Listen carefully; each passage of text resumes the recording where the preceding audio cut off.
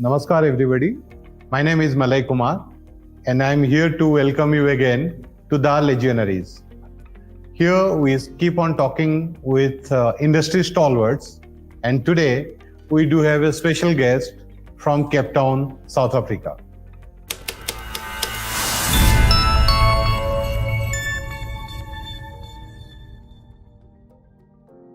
Tuani Price, is a vibrant name when you talk about World of Wine. When we talk about World of Wine, we talk about many countries, and California is one of them. Tuani, she is a bachelor in arts, and she is doing a lot of things in with her career with wines. 10 years, she started her own company called Jury Wine Testing. So, hi Tuani, how are you doing today? Hi, I'm doing amazing. How are you? I'm doing good. And thank you for your time and welcome to the Legionaries. Thank you for having me. I'm super excited to be here. Same here, Tuani. So, how is your life going? How are you doing? You know what? I can't complain. I'm in beautiful Cape Town where the weather is absolutely gorgeous right now. And I'm surrounded by wine all the time, wine and wine people. So I have no complaints in life right now. That's interesting. And so, how is what is the story behind 6 months in Los Angeles and 6 months in Cape Town? What is the story behind? So I always wanted to live abroad, and I was going to move to Spain because I just love traveling. I love traveling for wine, and Spain is one of my favorite wine regions. And so before I moved to Spain, I came to Cape Town because I wanted to come to the motherland. And so when I came to Cape Town, it stole my heart. Like as soon as I stepped off the plane, I was just like, I don't know. I just heard the ancestors whisper to me, welcome home. And so ever since then, I've been in love with Cape Town. And since I had a wine business, it was easy to transition just because South Africa, Cape Town is like a wine-centric city. Stellenbosch is not far. There's so many different amazing wine regions that it was just a natural fit for me. Tuani, when we look at all the countries, those are producing wine. So it is around 65 plus countries across the globe who are producing wine. And you are fascinated with both of the beautiful country. One, California, US, where they are producing the new world wine, as well as here in Cape Town, they are producing wine. So tell me your story, your company, Jury Wine Testing, and how you started it. So you're right.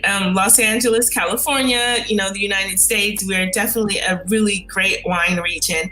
And I didn't grow up drinking wine. Like I really had no experience with wine. I remember my mom, she drank wine growing up, but it was like jug wine and it wasn't anything serious. Wine definitely was not a part of our household, like dinner table. So I wanted to learn more about wine. And when I grew up and I got a job, I started working for a really fancy hotel.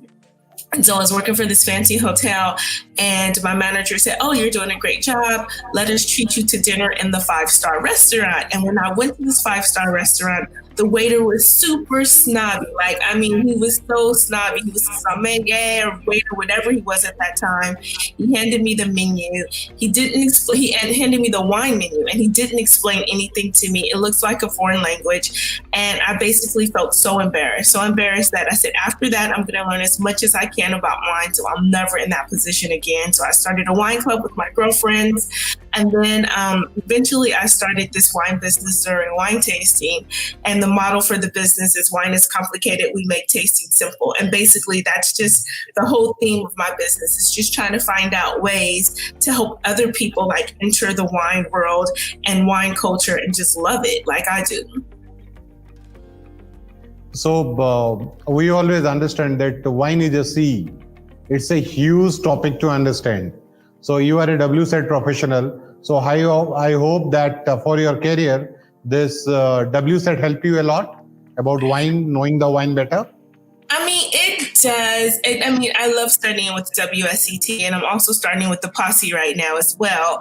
But, you know, what I love about WSET, it's like international. So I also studied with the North American Sommelier Association, but WSET is recognized all over the world. Like I'm in South Africa taking it. I could be in Los Angeles taking like the same exact course. And I think it just unifies the whole world when it comes to wine so that we all speak the same language. I definitely think that it's a great unifying point in education. So yeah, I'm actually studying for my level 3 right now. So I passed my level 2 with merit and I'm studying for level 3. Hopefully I'll get distinction with level 3. Tuani, when you told me about PYTM, which is Pinotage Youth Development Program, I'm really interested about this. Can you please tell me? Because, we understand that Pinotage is an indigenous grape from South Africa. So how PYTM works and you as a volunteer, how it works? So PYDA, I love the organization. Pinotage Youth Development Academy, right? And of course, they named it after the indigenous grape Pinotage that comes from South Africa. It's a cross between Cinsault and Pinot Noir. And so Pinotage Youth Development is actually an organization that helps youth in South Africa between the ages of 18 and 26 years old. But it helps them get into the wine industry. So it trains them in like all the value chains from winemaking to viticulture, sales and marketing, tourism. And so by the end of the program, they're pretty much able to choose whichever sector they want to go into.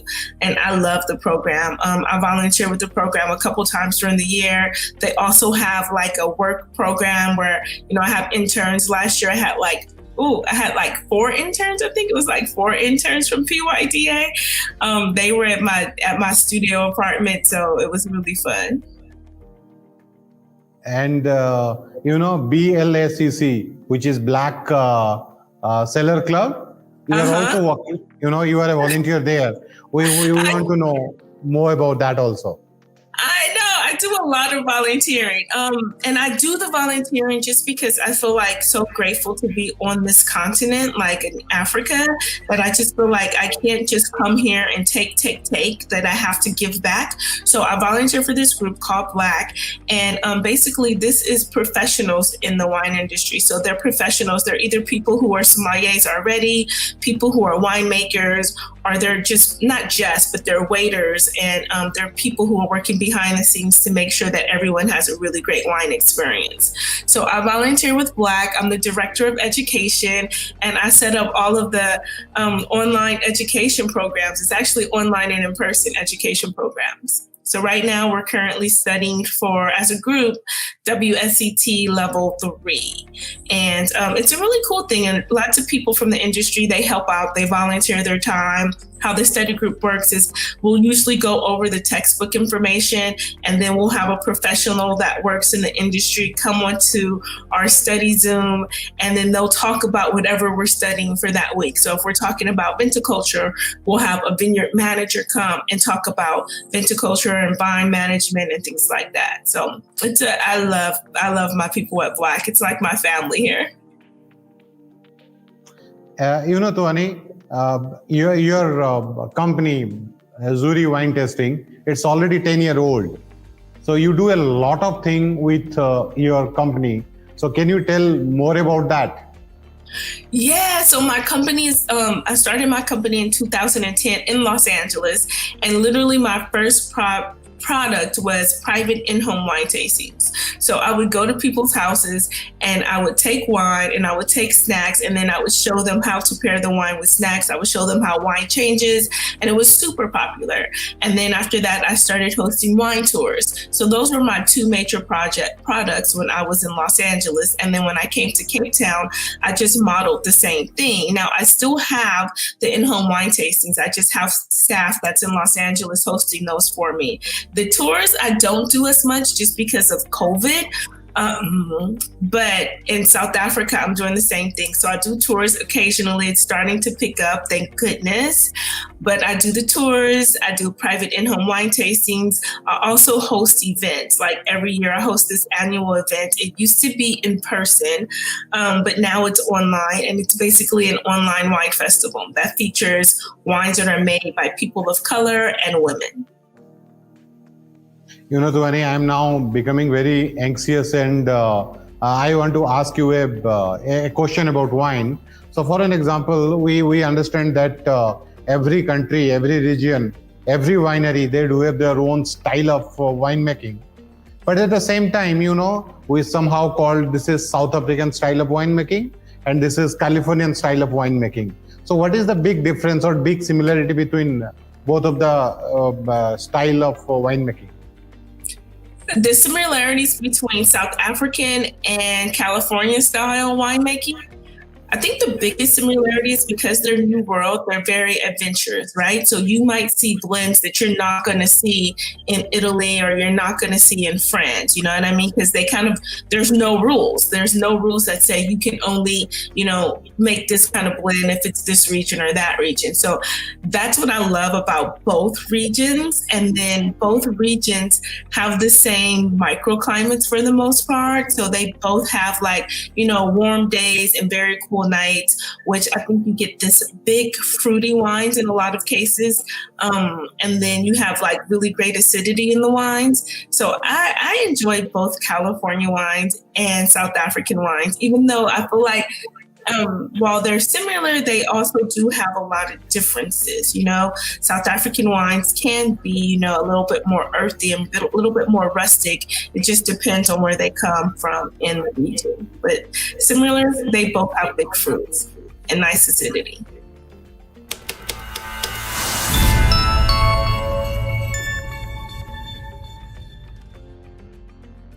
What do you think when you heard, COVID-19 for the first time? What was your reaction? How reacted to this news? I think when I first heard it, I thought, it's just a flu. Why are people getting so upset or crazy over a flu?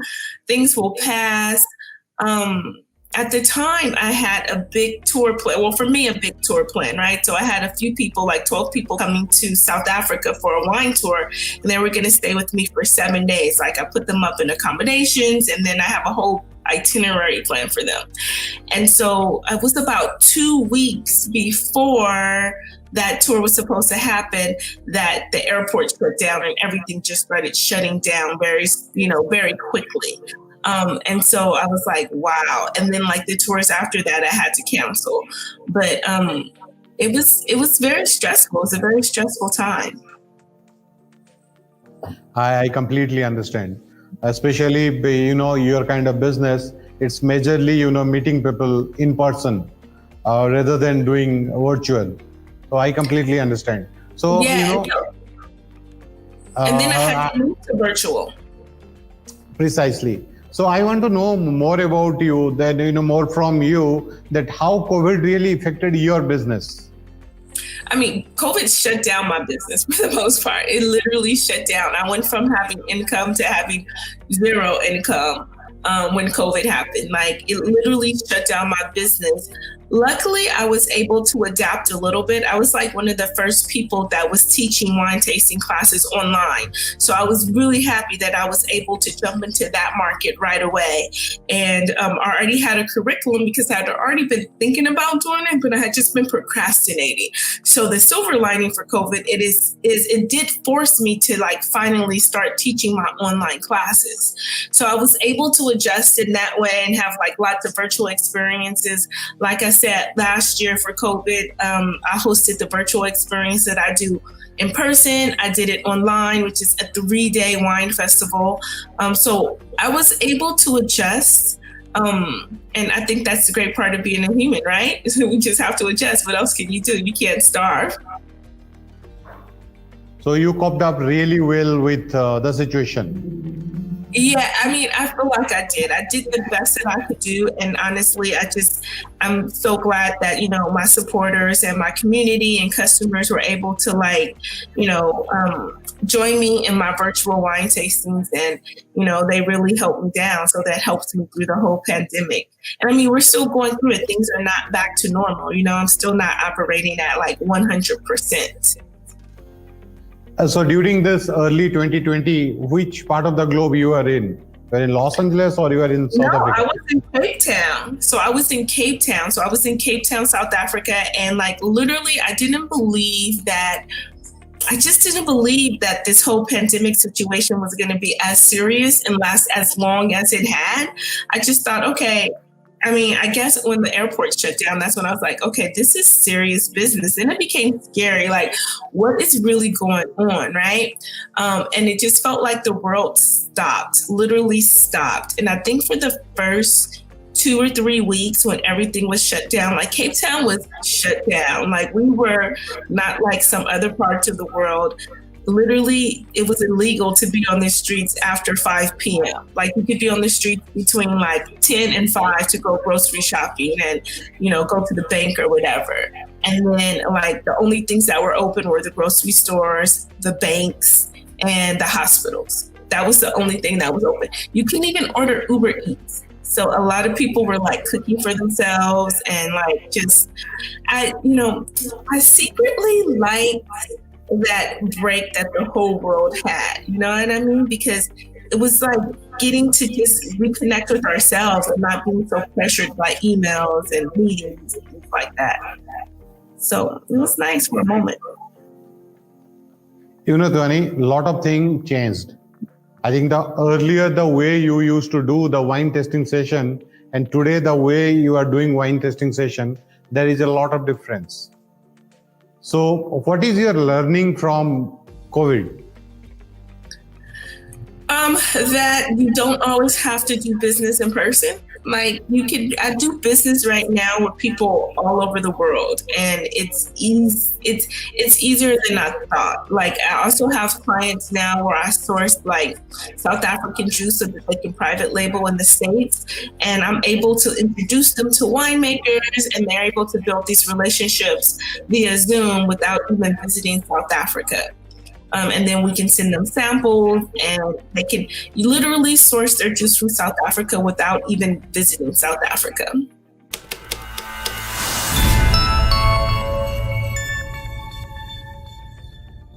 So when you look at alcohol or wine to be specific as a category, we always have a lot of myths around alcohol, around wine.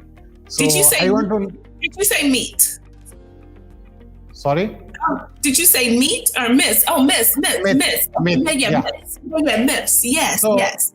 there is a lot of myth around our industry. So I want to know your personal experience. You bust any myth around your peer group or anything?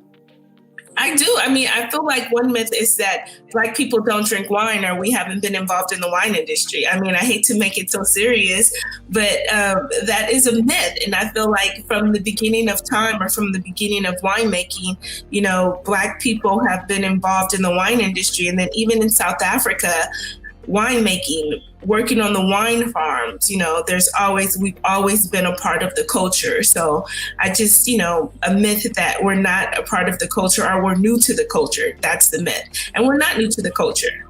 We're just redefining our passion for the culture. That's what I think it is. So that's the biggest myth that I see.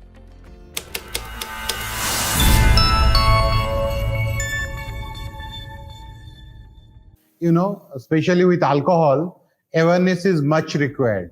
So as we in Wine and Spirits Club, our tagline is drink tastefully and enjoy responsibly. And technically, when you look at your company profile, especially you being a wine enthusiast, what you do, it's all about spreading the awareness about alcohol or spreading the awareness about wine. So how important awareness is for you as an individual and you as a professional, how you do it, to give more awareness to the people, to the end consumer about wine? I think that awareness comes with education, right? And so for me, I love just educating people about the culture of wine. So it's not just about drinking to get drunk, it's about drinking for the culture. And I'm always stressing that to people. And in that, you have to be responsible. So, the culture will still exist. And I think that once you educate people about like what wine is and, you take the intimidation and the tabooness out of wine, people don't abuse it. They just drink it like, it's just for the culture. You don't drink to get drunk. You just drink for an experience. One more thing that is coming into my mind, that in both Cape Town as well as in Los Angeles, we have, I think Vinexpo is there in US. What is it called? Vinexpo? That wine exhibition? Vinexpo. You know what? I think they just have Vinexpo I'm sure they have some type of Vinexpo, but the only one that I really know of is the one that's in Italy. But I mean, I haven't been to Vinexpo in Los Angeles. But Cape Wine, have you attended Cape Wine in South Africa? No, I haven't. So Cape Wine happens every other year usually. Yeah. And so and it's usually in September. And so I'm usually in Los Angeles during that time. And the year that I have been here, they didn't have it because it was COVID. But yeah, so it's usually in September and it's usually every other year. But I'm definitely going to make a point to go to it next time they have it for sure.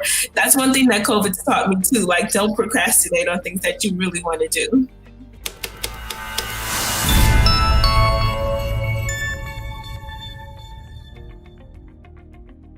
So, Tuani, you as an individual, what is your favorite alcohol? Oh, besides wine, outside of wine, I really like brandy. Yes, brandy.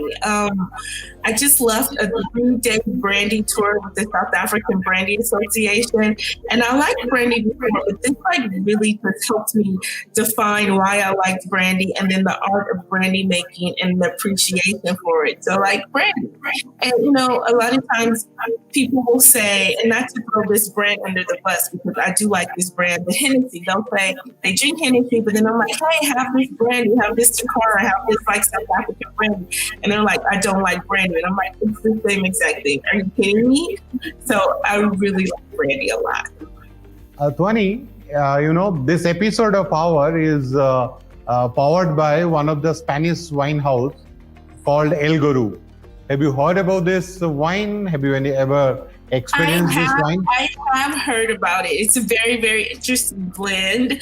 I'm sure I probably drank it when I was in Spain, but I cannot remember every single wine that I drank before. But yeah, I have heard of it. And it sounds like an amazing wine and very interesting blend. It has one of my favorite grapes in there, Monastrell or Mourvedre, however you say it, wherever you are in the world. But yeah.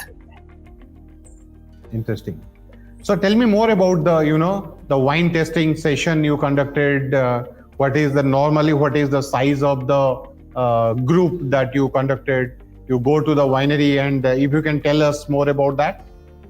Oh gosh, it just depends on who the customer is. I host wine tastings from anywhere from 2 people to 100 people. But usually the great size or the, perfect size for a class is about 15 people. And like I said, I do on Sundays I teach in Cape Town at this place called Open Wine Bar, and I do a palate building class and a deductive tasting class, which is my favorite class that I'm teaching these days, because we basically built this wine cocktail with lemon and tea bags and sugar and alcohol, and each step of the way I'm teaching people how to look for the texture of wine. So with the lemon, you're looking for the acidity. With the tea bag, you're looking for the tannins, and then the sugar, you're just really seeing how residual sugar feels and tastes in the wine, and then the alcohol, of course, how that feels in your throat and in the back of your tongue. So it's a palate building class, and I love it. And then we go through a deductive tasting class after that, and that's basically just using your words to discover or to describe different aromas that you taste in the wine. So that's my favorite class, and I teach that class every Sunday in Cape Town. So if you come to Cape Town, or if you're in Cape Town, make sure you come to Open Wine Bar on Sunday and take this palate training and deductive building class, deductive tasting class. It's so much fun. You know, Tuani, there is a generic understanding that when you start your evening, you start with a bubbly or you start with a sparkling wine, followed by a white and a red wine. So being a wine enthusiast, what is your experience about this? You know what? I just say kind of drink whatever makes you happy. Yeah, usually, but some people, they don't like bubbly. Some people, it gives them a headache, right? So like, what are you going to start with if you don't start with the bubbly? You could always start with like maybe a sweeter wine. Oh, I forgot to tell you, I am the brand ambassador for Ice Wine. So I like to start off maybe with a cocktail, ice wine cocktail, even like a little bit of brandy and ice wine mixed together for a cocktail, and then go into my wine with dinner. And then I love red wines. And sometimes I might even go from rosé to red and skip the whites. It just depends on what I'm eating. Nice. Tuani, what is your favorite style of wine? So you like a red, a heavy-bodied red, or a lighter white, or what is your favorite? Oh gosh, this is my favorite question. I like my wine like I like my men, dark, rich, and strong. Okay. Any particular brand or any particular grape variety you want to mention? I wouldn't say any brand because I'm not really loyal to any brand, but I do like Syrah. Syrah tends to give me what I want as far as that spiciness, complex aromas and flavors. And then the alcohol level is usually pretty high in Syrah. Yeah, and it's usually full bodied. So like, yeah, dark, rich, and strong is exactly what Syrah is. Interesting. I really like that choice of yours.